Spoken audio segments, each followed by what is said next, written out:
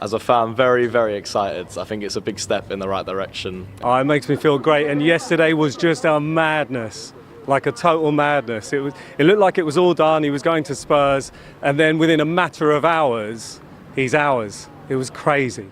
Breaking. Arsenal have absolutely hijacked Eberechi Eze from Tottenham in the most ruthless transfer move of the window. While Levy was haggling over payment terms, Arteta sealed the deal that could define both clubs' futures.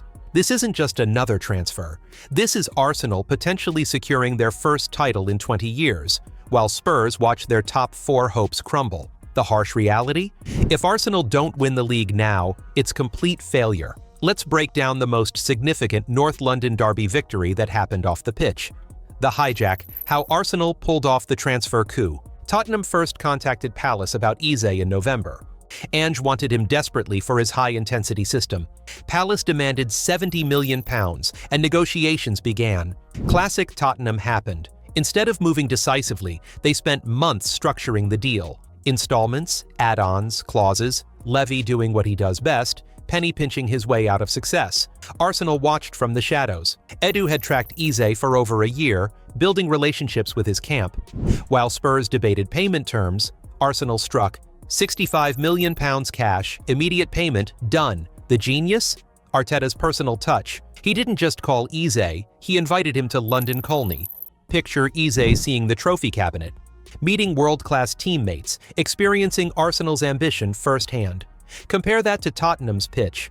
We'll pay you well, maybe finish 4th, join our project. The final blow? Saka's personal recruitment call. England's golden boy selling the Arsenal dream, something Spurs simply couldn't counter.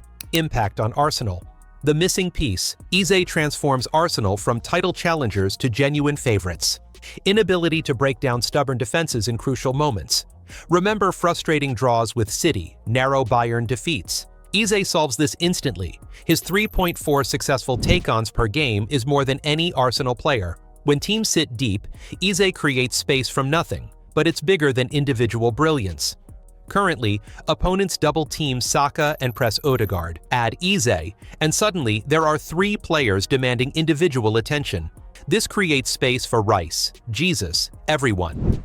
Tactically, Arteta now has options he's never had. Saka and Eze switching flanks mid-game, confusing defenders.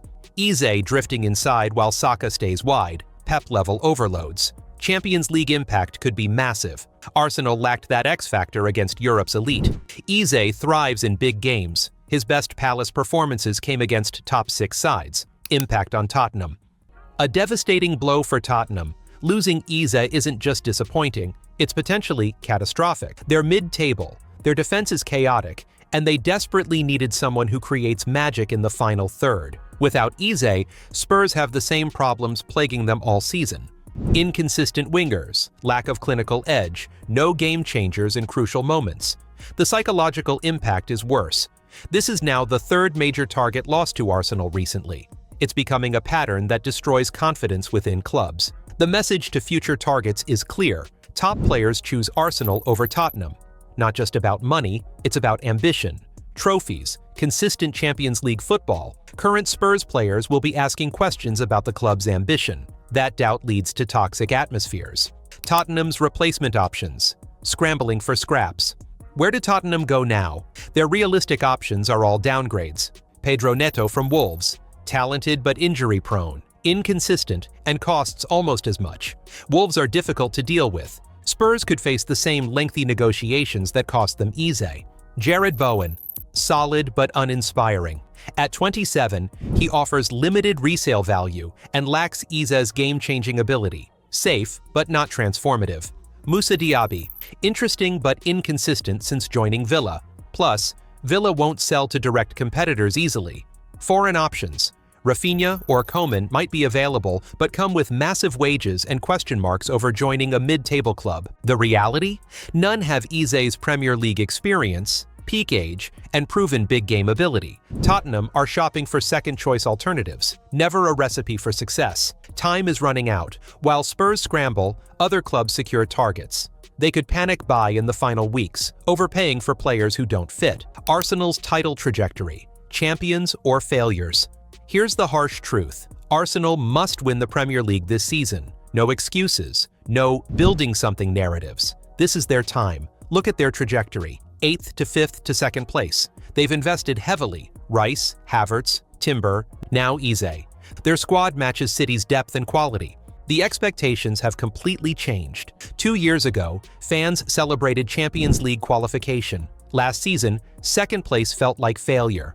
This season, anything less than 1st is catastrophic. Their competition is vulnerable. City are aging, Liverpool transitioning under Slot, Chelsea still confused, Newcastle restricted by FFP. This is Arsenal's best chance in decades. The pressure is immense, but that comes with ambition. They've spent like champions, recruited like champions, now they must perform like champions.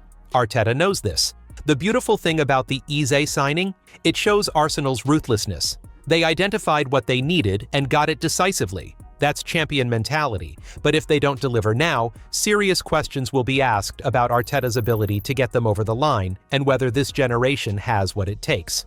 The North London power shift complete. We're witnessing a complete North London power shift, and Eze's transfer perfectly symbolizes this change. For years, Tottenham positioned themselves as Arsenal's equals, sometimes superiors. Better stadium, Champions League finals, top managers like Mourinho and Conte. Both clubs seem to be fighting for the same scraps. That narrative is dead. Arsenal now operate on a completely different level. When both clubs want the same player, there's no competition. The player chooses Arsenal every time. This isn't just about money, it's about stature, ambition, and likelihood of success. Players see Arsenal going places. They see Tottenham as, well, Tottenham. The Champions League factor is massive. Arsenal are regular participants. Tottenham hope to qualify. That's huge when attracting talent. Even their transfer approaches differ. Arsenal move with precision. Identify, prepare, execute. Tottenham still operate like a mid-table club punching above their weight. The gap will only widen. As Arsenal establish themselves as consistent contenders, they'll attract even better players. Meanwhile, Tottenham explain why targets should choose uncertainty over success. In years to come, the Eze transfer might be seen as the moment that perfectly captured the gulf between these clubs in the mid-2020s. The moment that defined two clubs. The Eze transfer perfectly encapsulates the gap between Arsenal and Tottenham in 2025. Arsenal, decisive, ambitious, ruthless. They identified what they needed, moved quickly, showed transfer market intelligence that separates winners from wannabes. Tottenham, hesitant, cautious, ultimately empty-handed. Months to get it done. Every opportunity. Spectacular failure. For Arsenal, Eze is the final championship puzzle piece. The creative spark they've been missing, the game-changer turning near misses into silverware. With him, no excuses remain. The title is theirs to lose. For Tottenham, this represents everything wrong with their approach.